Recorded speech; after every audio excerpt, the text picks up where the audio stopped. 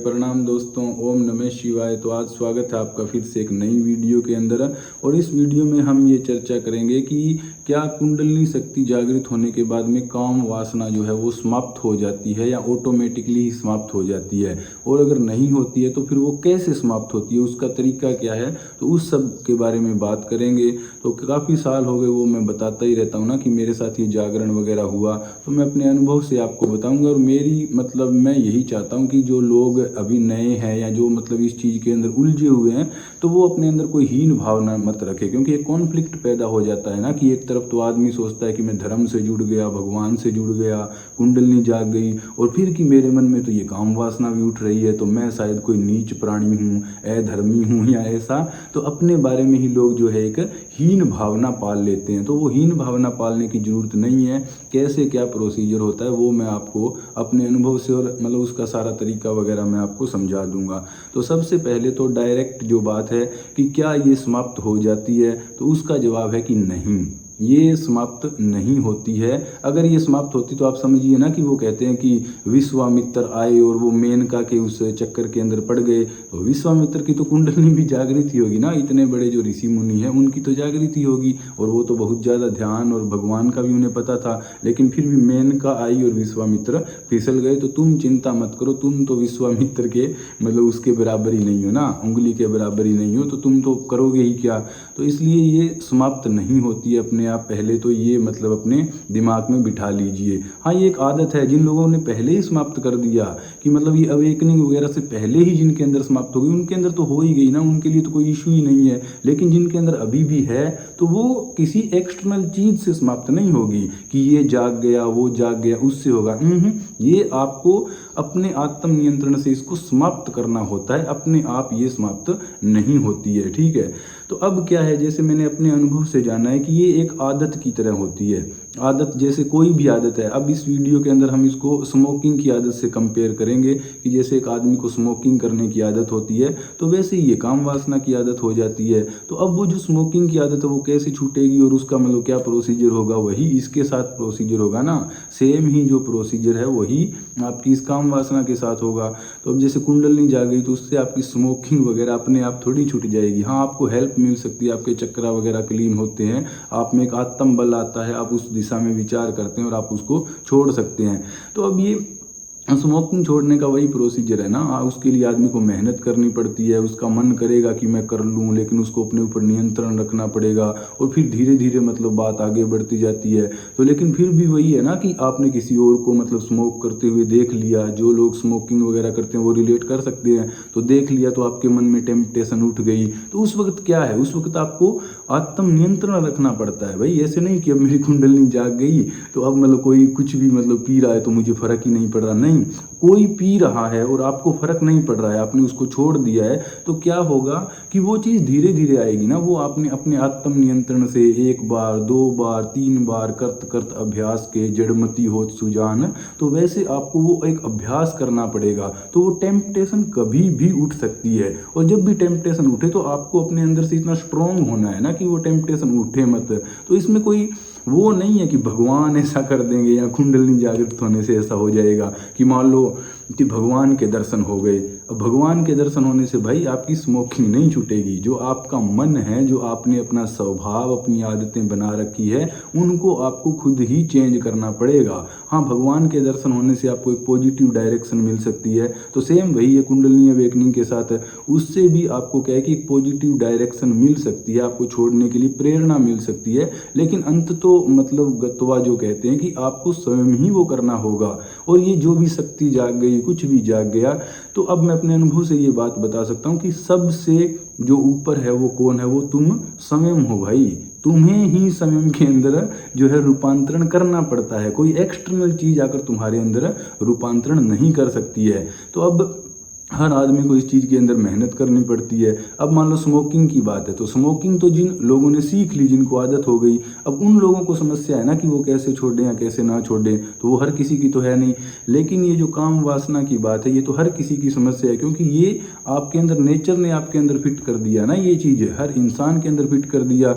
अब हाँ, वो पूर्व जन्मों का वो फर्क होता है, कोई एक आधा संत जाग जाए और किसी के अंदर मान लो ये थोड़ी भावना कम हो ज़्यादा हो, लेकिन नॉर्मली तो क्या है कि कि ये आपके अंदर एक वायर्ड मतलब एक ह्यूमन हो ना आप, तो अब ह्यूमन हो तो ये चीज़ तो आपके अंदर आएगी ही आएगी, तो वो विचार भी आएंगे और वो सब होगा।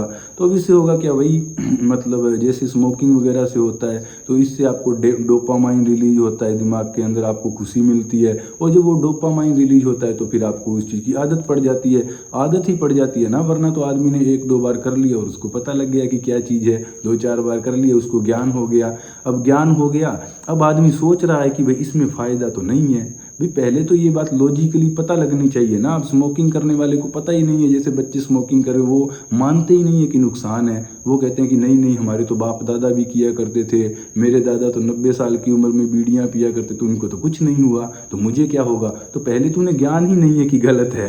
तो वही बात है कि अधिकतर लोग तो इसको गलत है सही, उनको ज्ञान ही नहीं है। तो असल में क्या है कि जब आप बार बार इस चीज़ को कर लेते तब आपको मतलब एहसास हो जाता है ना कि ये चीज़ अब आपके आगे बढ़ने में रुकावट है, क्योंकि आप अपनी सारी एनर्जी तो वहीं पर लगा रहे हो। तो एनर्जी कैसे ऊपर उठेगी, कैसे ऊपर के चक्करा खुलेंगे और कैसे होगा। तो पहले तो ये ज्ञान होना जरूरी है, और वो ज्ञान आपको अनुभव वगैरह से ही होगा। ऐसे किसी की बात सुनने से या वीडियो देखने से, किताब पढ़ने से तो ज्ञान होगा नहीं। तो पहले तो वो क्लियरिटी आनी जरूरी है ना, और जब वो क्लियरिटी आपके अंदर आ जाएगी फिर आपको पता लगेगा कि ये एक आदत है।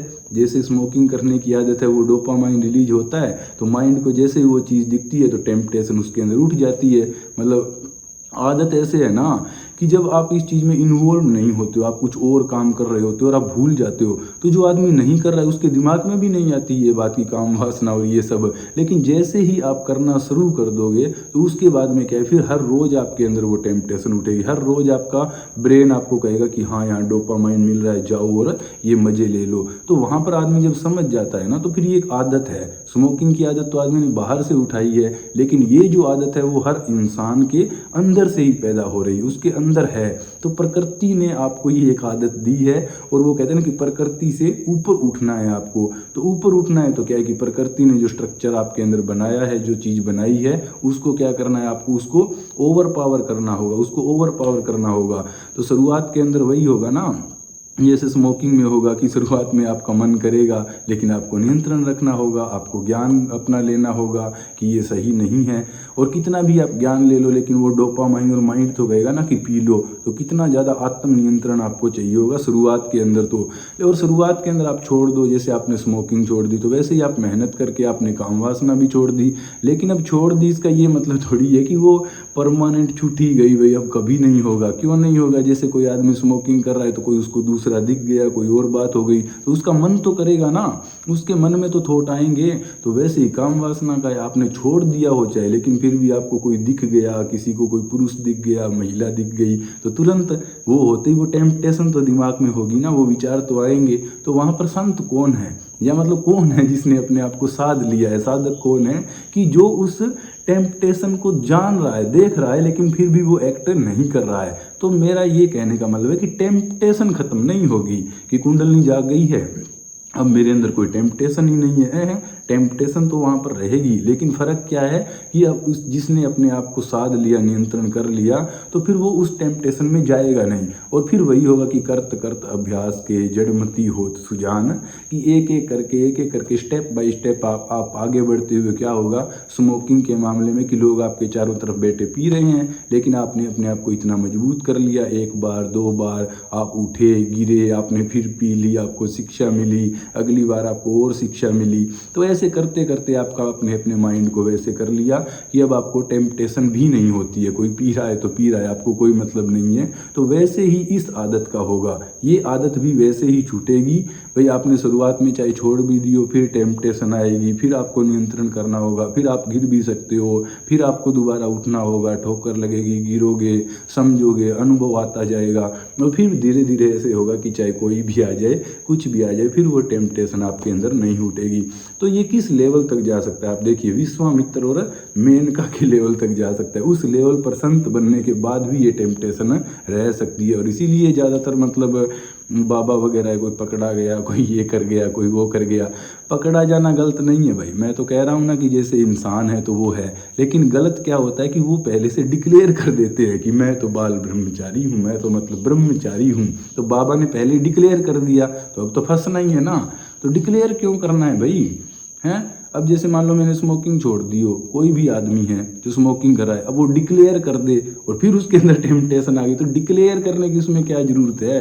तो बाबा है या कोई भी है तो वो यही तो गलती कर रहे हैं ना, डिक्लेयर कर दिया। अब डिक्लेयर क्या करना है, जब विश्वामित्र उलझ सकते हैं तो तुम क्या डिक्लेयर करोगे। तो ये एक आत्म नियंत्रण की बात है, एक आदत की बात है। तो ये एक आदत की तरह ही आपको इसको धीरे धीरे करके छोड़ना होगा।